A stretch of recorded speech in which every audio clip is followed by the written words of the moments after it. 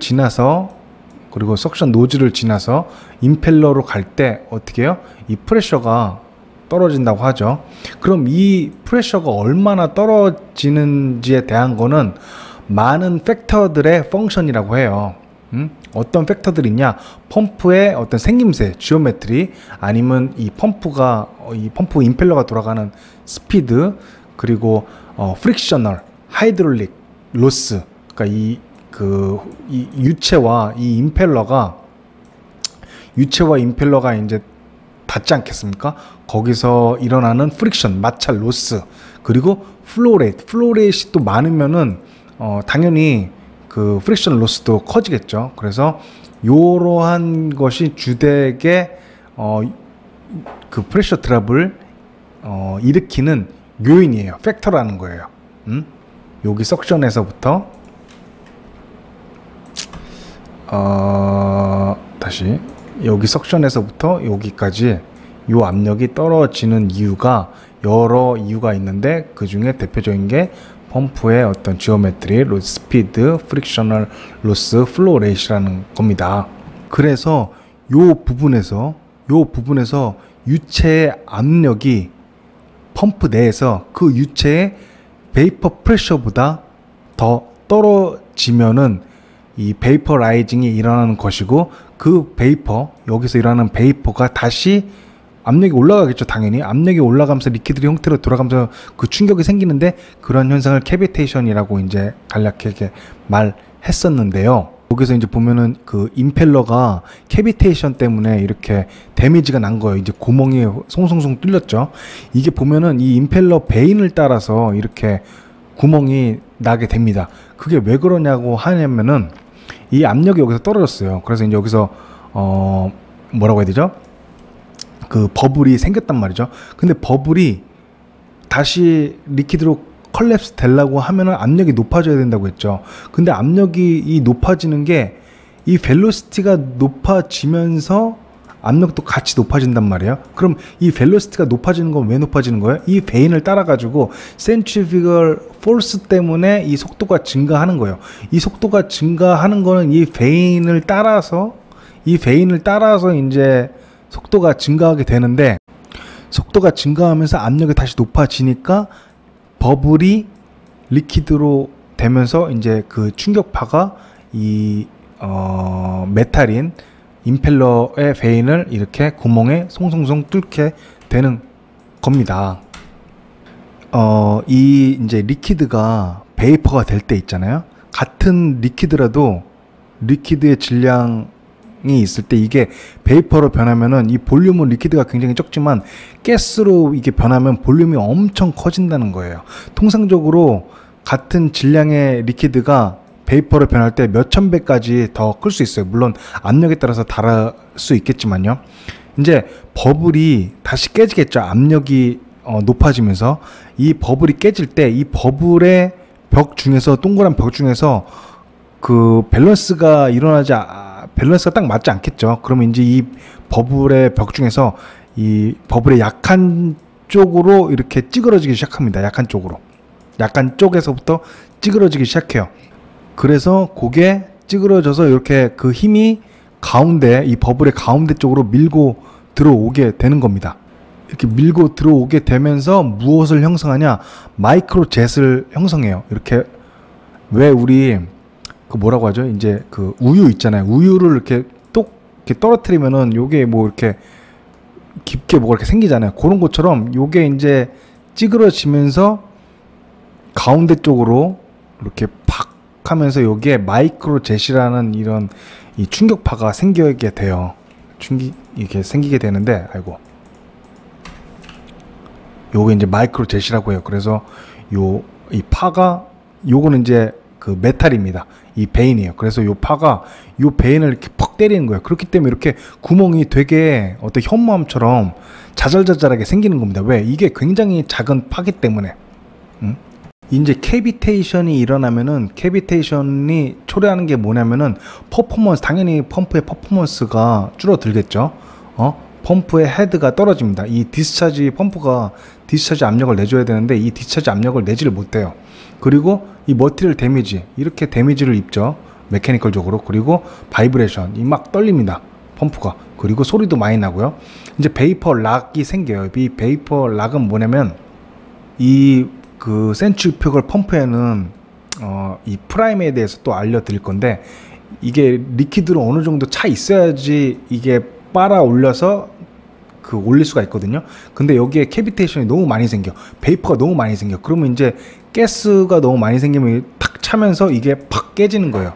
이 리퀴드의 어떤 이런 석션할 수 있는 이 힘이 탁 깨지면서 펌프가 이제 펌핑을 할 수가 없게 되는 거죠. 이제 그런 거, 그 베이퍼 락이 생긴 거를 베이퍼 락이라고 합니다. 그러면 왜 우리가 이렇게 노이로제가 걸려가지고 캐비테이션을 이렇게 막, 야 캐비테이션 이렇게 강조를 하느냐?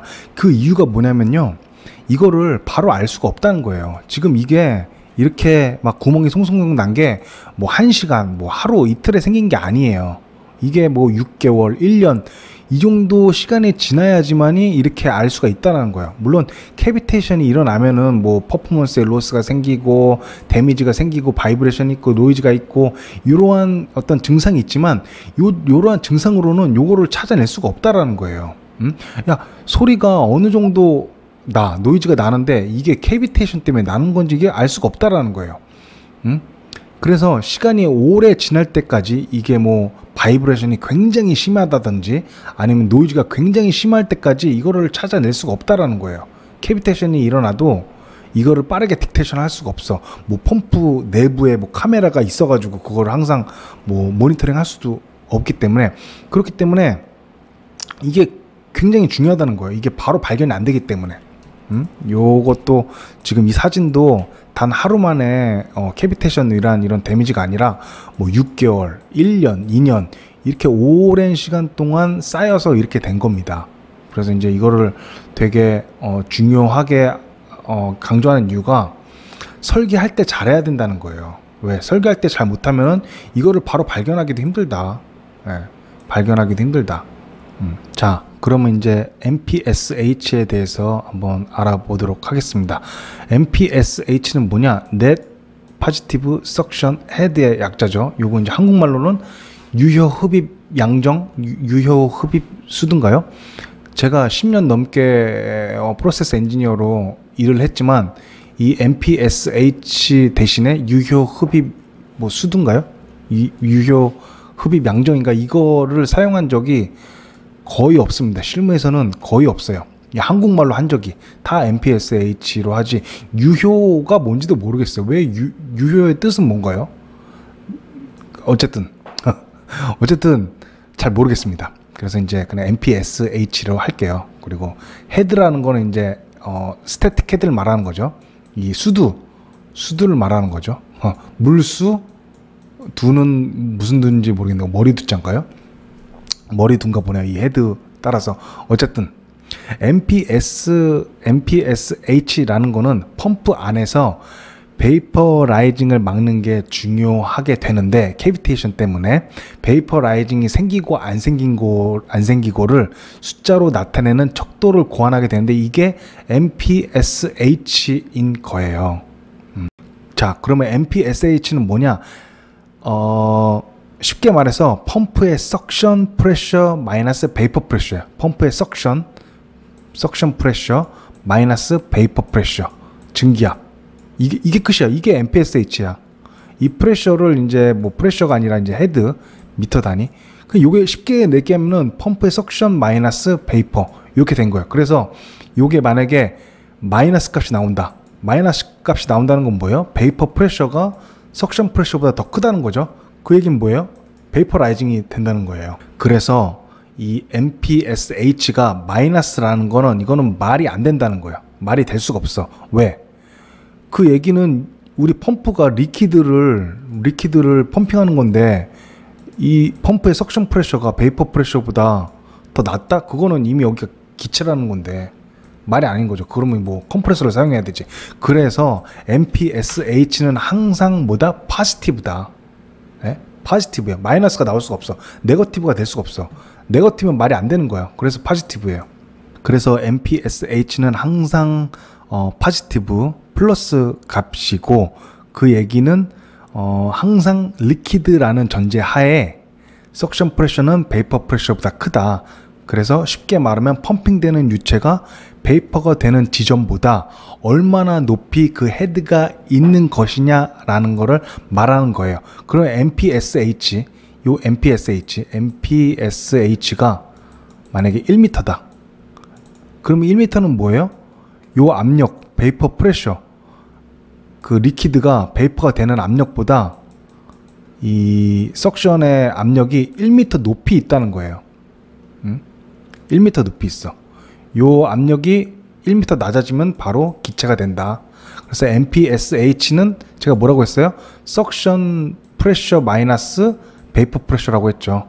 그래서 요거랑 같아지는 순간 기체가 되니까 요게 1m라는 거는 베이퍼 프레셔 증기압보다 1m 위에 있다 라는 소린 거죠.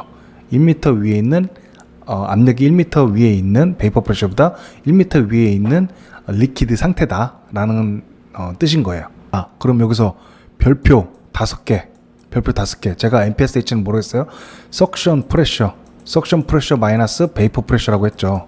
그럼 이 석션 프레셔가 뭐냐, 어디냐, 어디서의 압력이냐. 이 석션 프레셔라고 하면은 임펠러 I에서의 프레셔가 아니에요. 석션 프레셔는 펌프를 구매하는 엔지니어가 계산을 해서 펌프 회사에 알려주는 값이에요. 다시 제가 여기가 굉장히 중요하다고 했죠. 자, 봐봐요. 요게 이제 펌프가 있어요. 요 펌프를 펌프 회사에서 제작을 합니다. 네? 펌프 회사에서 제작을 해요.